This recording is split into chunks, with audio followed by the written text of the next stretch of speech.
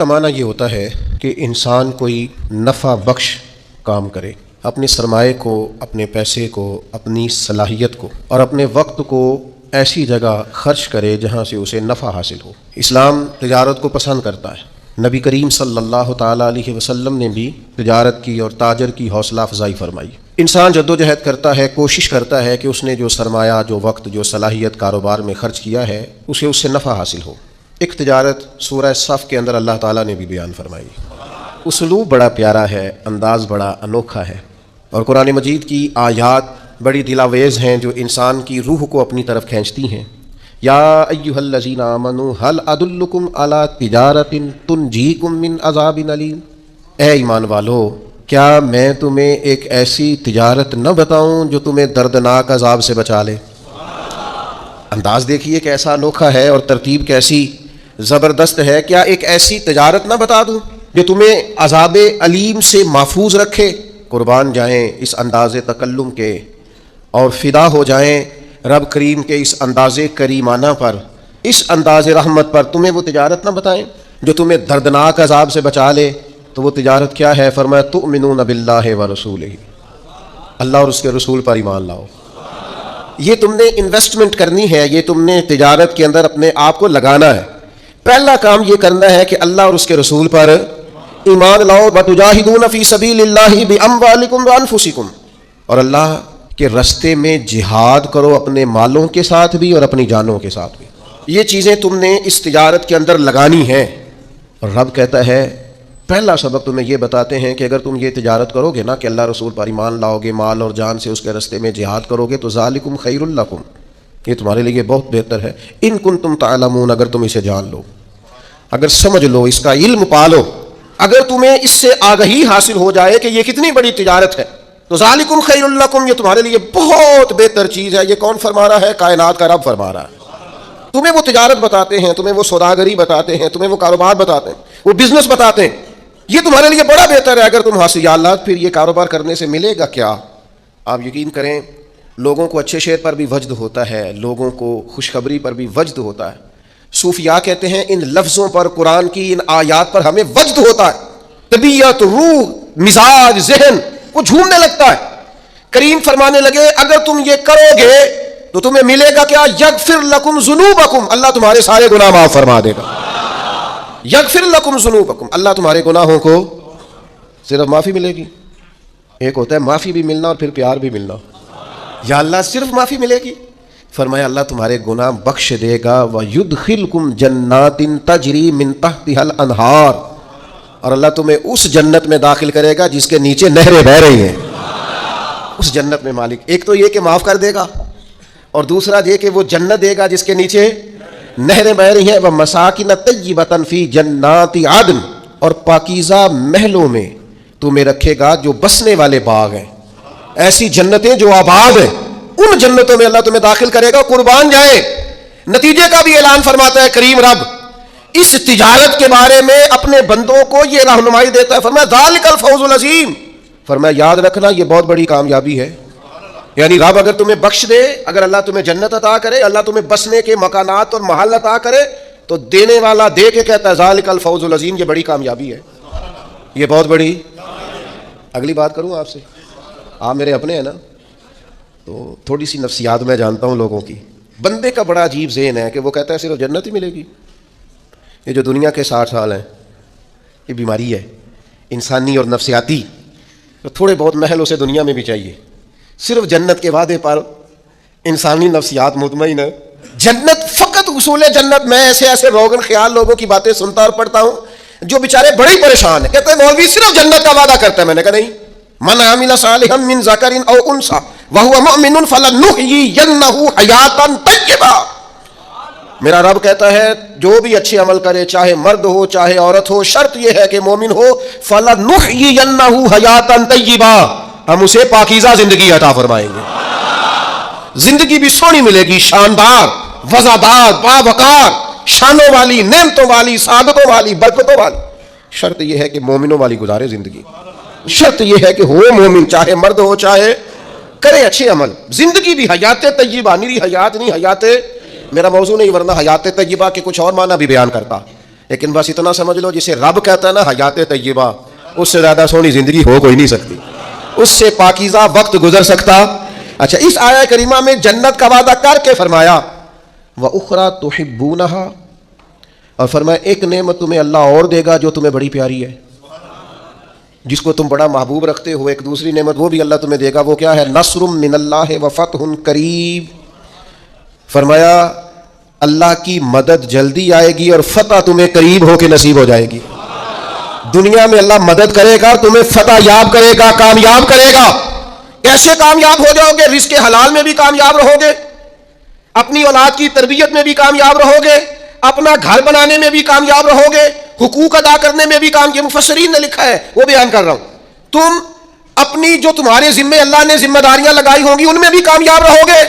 یا اللہ کریں کیا؟ فرمایا وہ والی تجارت کرو جو میں نے بتائی ہے، ایک تو ایمان لاؤ، دوسرا اللہ اور اس کے رسول کے راستے میں مالو جانوں سے نصر من اللہ وفتح قریب، اللہ کی مدد اور جلدی آنے والی تمہیں فتح نصیب ہوگی۔ یا اللہ جنت بھی مل گئی، دنیا میں بھی کامیابی مل گئی، تو آگے بھی کچھ ملے گا۔ فرمایا وبشر المومنین، اے محبوب مسلمانوں کو خوشخبری سنا دے۔ باقی جو سب سے قیمتی چیز یہاں ملی ہے وہ یہ ملی ہے کہ رب کہتا ہے اپنے نبی کی زبان سے تمہیں خوشخبریاں سناؤں گا، محبوب کی زبان نور سے خوشخبریاں۔ دو ہی کام ہیں زیادہ ضروری کرنے والے، دو باتیں بیان کی، ایک تو یا ایھا الذین آمنوا کہہ کے نا، پھر فرمایا کہ تؤمنون باللہ ورسولہ، اللہ اور اس کے رسول پر ایمان لاؤ۔ ایمان والوں سے کہہ دیا ایمان لاؤ، یا ایھا الذین آمنوا کہا شروع میں، اور دوسری آیت میں انہی ایمان والوں سے مطالبہ کر دیا کہ اللہ اور اس کے رسول پر ایمان لاؤ۔ یہی نہیں ہوا، قرآن مجید میں دوسری جگہ پہ بھی ارشاد فرمایا یا ایھا الذین آمنوا، اے ایمان والو، آمنوا باللہ ورسولہ، اللہ اور اس کے رسول پر ایمان لے آؤ۔ اے دعوی ایمان کرنے والوں، دل سے ایمان لاؤ۔ اے ایمان کے دعوے داروں، ایمانداروں جیسے کام کر کے دکھاؤ۔ اے ایمان کے نام لینے والوں، ایمان دار کہلانے والوں، اپنے عمل سے، کردار سے ثابت کرو کہ تم صاحب ایمان ہو۔ ایک ہوتا ہے دعوی ایمان، ایک ہوتی ہے صورت مومن۔ قرآن مجید میں جہاں بھی کہا نا ایمان والے، اس کے متصل کہا ایمان بھی لاؤ، وعاملوا الصالحات، اور نیک اعمال بھی کرو۔ تاجر وہ ہوتا ہے جو تجارت کرے، استاد جو ہوتا ہے جو سبق پڑھائے، خطیب وہ ہوتا ہے جو خطابت کرے، قاری وہ ہوتا ہے جو تلاوت کرے، عابد وہ ہوتا ہے جو عبادت کرے، اور مومن وہ ہوتا ہے جو اچھے اعمال کرے۔ اس کے ایمان کا تقاضا ہے کہ مومنوں جیسے عمل کرے۔ ایک تو یاد رکھیں کہ اس کی کوئی مجسم صورت نہیں ہوتی ایمان کی، اپنے دل کے اندر ہر وقت ایمان کو تازہ کریں۔ میں بڑی معذرت کے ساتھ ایک بات عرض کروں گا، آپ نے توجہ کرنی ہے، جن لوگوں نے صورت مومن بنا لی ہے نا، وہ سیرت مومن بھی بنائے۔ اسلام کی کوئی مخصوص وردی نہیں کہ آپ نے وردی پہن لیا ہے تو آپ مسلمان ہو گئے۔ ایمان تو روح کا رشتہ ہے، وہ تو باطن کا تعلق ہے۔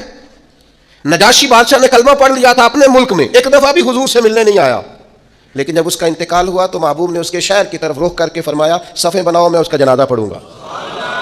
یہ جو تیرے باطن کا رشتہ ہے یہ مضبوط ہونا چاہیے۔ اگرچہ ہمارا عقیدہ یہ ہے کہ حضور تو سامنے دیکھ رہے تھے نا اس کو، فرمایا محبوب نے جو میں دیکھتا ہوں وہ تم نہیں دیکھتے، دیکھ کر ہی پڑھایا ہے نبی پاک نے، لیکن حضور سید عالم نے گواہی دی کہ اگرچہ وہ آیا نہیں۔ سیدہ عائشہ صدیقہ رضی اللہ تعالیٰ عنہ بیان کرتی ہے نجاشی کا انتقال ہوا بادشاہ کا، اگرچہ اس نے اپنا ایمان بتایا نہیں، چھپایا ہوا تھا، لیکن جب اسے دفن کیا گیا تو اس کی قبر سے نور نکلنا شروع ہو گیا۔ یاد رکھیں میرے بھائیوں، اپنی ایمان پر توجہ کریں، اپنے اعمال کو ایمان کے مطابق مرتب کریں، نیک نظر نہ آئے، نیک بننے کی کوشش کریں۔ نیک مشہور ہونے کے چکر میں نہ پڑیں کہ لوگوں کو پتہ چل جائے میں بڑا نیک آدمی ہوں۔ نیک بننے کی کوشش کریں۔ مومن تو نیکیاں چھپاتا ہے، مومن تو اپنی نیکی کا اپنے اللہ کے ساتھ راز رکھتا ہے۔ مومن کی خواہش تو ہوتی ہے یہ میرے اور میرے رب کے درمیان رہے۔ ایمان والوں سے کہا ایمان لے آؤ، یہ بڑی اہم بات ہے، اس پر غور کیجئے گا۔ پھر فرمایا وَتُجَاهِدُونَ فِي سَبِيلِ اللَّهِ بِأَمْوَالِكُمْ وَأَنفُسِكُمْ، اللہ کے راستے میں جہاد کرو۔ پہلے مال کی بات کی، جان کی بات بعد میں کی ہے، مالوں سے۔ اور میں یہ نہیں کہتا کہ لوگوں کو مال جان سے زیادہ پیارا ہوتا ہے، میں کہتا نہیں، لیکن قرآن کہتا ہے بِأَمْوَالِكُمْ وَأَنفُسِكُمْ، اپنے مالوں سے بھی اور اپنی جانوں سے بھی۔ مال اور جان سے جہاد، یہاں قتال کے لفظ استعمال نہیں ہوئے، قتال بھی جہاد ہے اور بڑی فضیلت والا کام ہے، لیکن جہاد کرو جہاد. تو مفسرین نے جہاد کا ایک معنی یہ بھی بیان کیا ہے کہ کسی مقصد کے لیے جان لڑا دینے کو جہاد کہتے ہیں. جہاد کی بڑی قسمیں، نفس کے خلاف بھی جہاد ہوتا ہے، قلم سے بھی جہاد ہوتا ہے، زبان سے بھی جہاد ہوتا ہے. انسان کسی بھی کام کے لیے جب پوری جان لڑا دے تو اسے مجاہد کہا جاتا ہے. اللہ کہتا ہے میرے دین کے لیے جان لڑا دو. اس طرح اپنے مالوں سے بھی اور اپنی جانوں سے بھی. کسی دوست کے ساتھ آپ کا تعلق بن جائے نا، آپ اس کی دعوت کریں، وہ آپ کی دعوت کرے، آپ اس کو سیر پہ لے جائیں، وہ آپ کو لے جائے، اس کے ساتھ بیٹھیں، بات چیت کریں، سب ٹھیک ہے. کسی جگہ اگر آپ نے یہ کہہ دیا نا یار 50,000 کی ضرورت تھی، تو آپ کے تعلقات خراب ہو جائیں گے. وہ فوراً گھر جا کے کہے گا لالچی ہو گیا. مجھے بڑا تجربہ ہوا زندگی میں اس بات کا کہ ہم نے مرکز کی تعمیر اسٹارٹ کی تو جو لسٹیں ہم نے اپنے ذہن میں بنائی ہوئی تھی وہ فیل ہو گئی ساری. تعلقات آپ کے اتنی دیر قائم رہتے ہیں جتنی دیر آپ کسی کو کوئی مالی جانی کام آپ بتا کے دیکھیں، الجھ جاتے ہیں لوگ، پریشان ہو جاتے ہیں. یہ جہاد مشکل ہے لیکن یہ آسان تھا، بڑا آسان تھا. کن کے لیے؟ ان کے ایمان مضبوط تھے. یعنی حضرت صدیق اکبر تن کے کپڑے بھی اتار کے لے آئے حضور کی بارگاہ میں، ہر چیز لا کے پیش کر دی. سر پہ ٹوپی کوئی نہیں، پیروں میں جوتا کوئی نہیں، ٹاٹ کا لباس اور کانٹے لے کے ان کے ساتھ اس ٹاٹ کے لباس کو سیا ہوا ہے، لا کے حضور کی بارگاہ میں سارا کچھ جب رکھ دیا تو حضرت جبریل امین حاضر بارگاہ ہوئے، عرض کی یا رسول اللہ رب فرماتا ہے، رب فرماتا ہے، یعنی خدا بندے سے خود پوچھے، رب فرماتا ہے کہ ابو بکر سے پوچھ کے بتائیں اپنے رب سے راضی ہے کہ ناراض ہے. یہ اللہ تو جانتا ہے لیکن یہ لوگوں کو بتانا ہے کہ بندہ مومن کی، اس امت کے پہلے درویش کی شان کس طرح کی ہے. حضرت صدیق اکبر رو کے عرض کرنے لگے یا رسول اللہ میں اپنے رب سے بڑا ہی راضی ہوں، سارا کچھ دے کے قربان کر کے لٹا کے بڑا ہی راضی ہوں. بیان ہو کس زبان سے مرتبہ صدیق اکبر کا کہ محبوب خدا محبوب ہے صدیق اکبر کا، اور لٹایا راہ حق میں گھر کئی بار اس محبت سے، کئی بار اس محبت سے لٹایا راہ حق میں گھر کئی بار اس محبت سے کہ لٹ لٹ کر حسن گھر بن گیا صدیق اکبر کا.